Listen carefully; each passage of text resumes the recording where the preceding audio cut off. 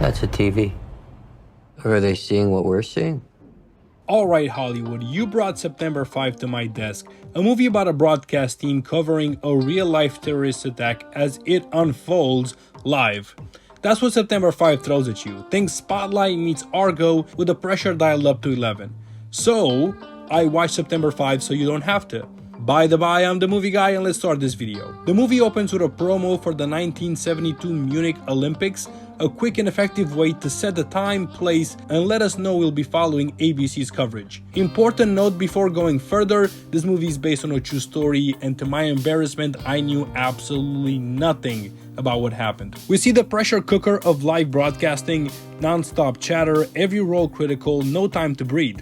I love it. We meet the main characters of this movie, Jeff Mason, who is on shift on the day the movie starts. We also meet Marvin Bader and Rune, who seem to run the sports division of ABC. Rune's skeptical of rookie Jeff working this shift, but Marvin vouches for him.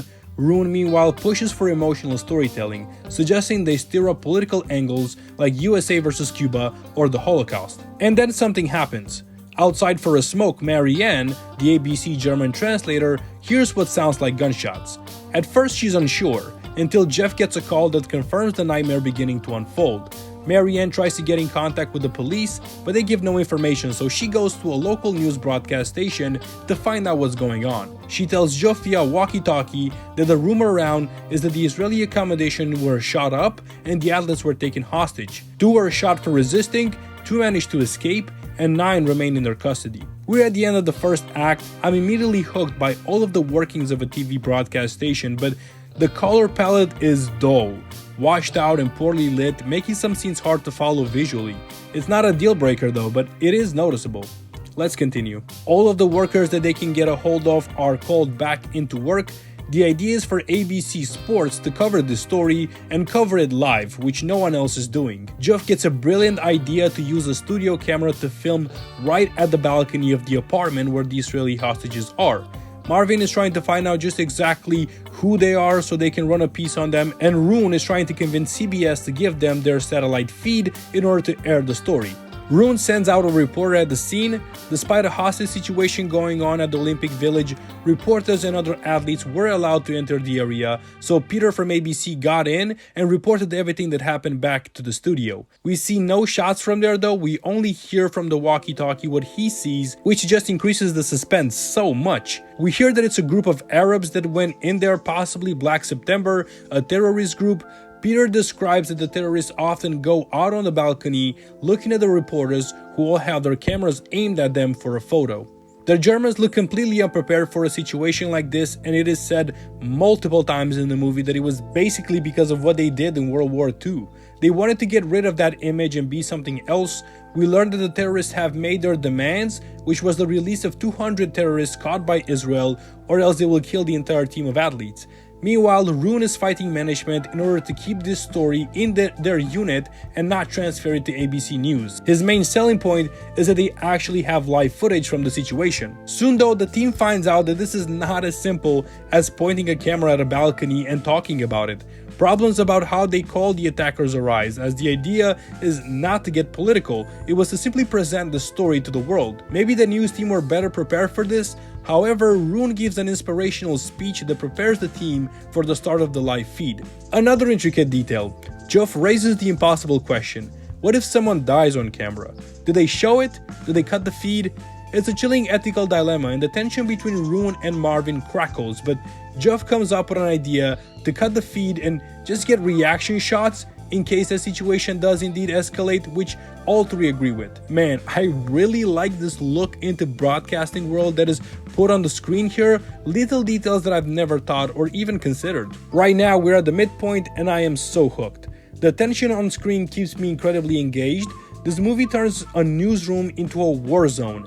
Every second counts and every hidden detail adds to the pressure. I'm really interested to see how they're going to pull off the live feed up next. Until now, everyone is playing so well. Peter Sarsgaard, John Magaro, Ben Chaplin, just to name a few. They're live and all of the world can see them. The cool part here is that the movie blends in real life footage often. It increases the realism. We see the opening scene playing out, we see Geoff switching between cameras, choosing transitions, talking to the people involved, getting in information, giving it forward. There's no action per se, but these scenes induce a lot of adrenaline. There's so much happening in just a matter of a few minutes. Marianne has a German police scanner and she translates what she hears from the police. Apparently they have a negotiator, but not a professional one.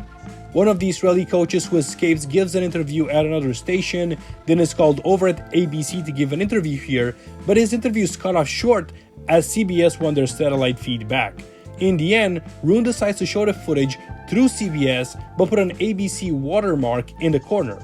Is this the first documented case of watermarking content? Police chatter tell ABC they are preparing to storm the building.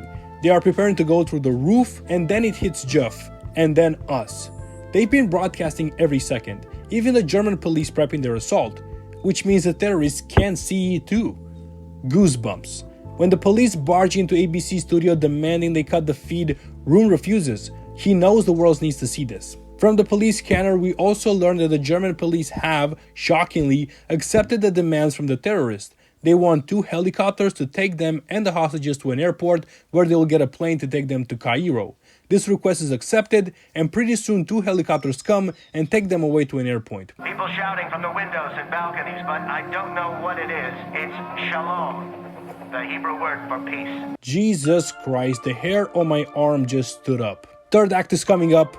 At just 90 minutes, the runtime is tight and smart. There's barely a moment to breathe. We see some real-life shots from the balcony which are just so harrowing, even more so when you consider that it is real-life footage. We are still in the broadcast station. We never leave here except for when we have some real-life feed.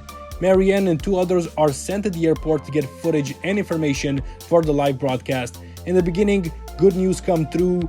Gunshots from the airport were reported, but it seems that the German police managed to save the hostages. However, only one source confirmed this. Roon wants this aired, but make it sound like hearsay. Marvin wants another source and considered it unethical to air it as hearsay. Ethics versus urgency. They go with it anyway. The Prime Minister comes on ABC and talks about the successful operation, and all seems to be fine until Marvin makes a call and finds out that it's all bullshit. The action from the German police resulted in 5 dead terrorists and all 9 hostages being killed as well. That was heartbreaking, and you could also read that on the face of every actor in this movie. They all look crushed, exactly as I felt about this development. September 5 lived up to the height of being associated to movies like Spotlight. The movie is short, suspenseful, and devastating, made even heavier by the fact that it's all true. One thing that this movie lets us interpret is whether Roon and Geoff wanted to show all of this broadcast simply for the greed of the ratings, or whether they thought it was in their journalistic duty. I kinda felt that the actors were telling us that it was simply greed. The performances were so good from start to finish, and the overwhelming pace of the film makes it one that should be watched, no doubt about it. September 5 isn't just a history lesson. It's a pressure cooker about the weight of storytelling, the ethics of live TV, and the chaos of reporting a tragedy in real time. It's not always pretty, visually or morally, but it's worth your time. I'm the Movie Guy, and now you've seen September 5 through my eyes. See you next time.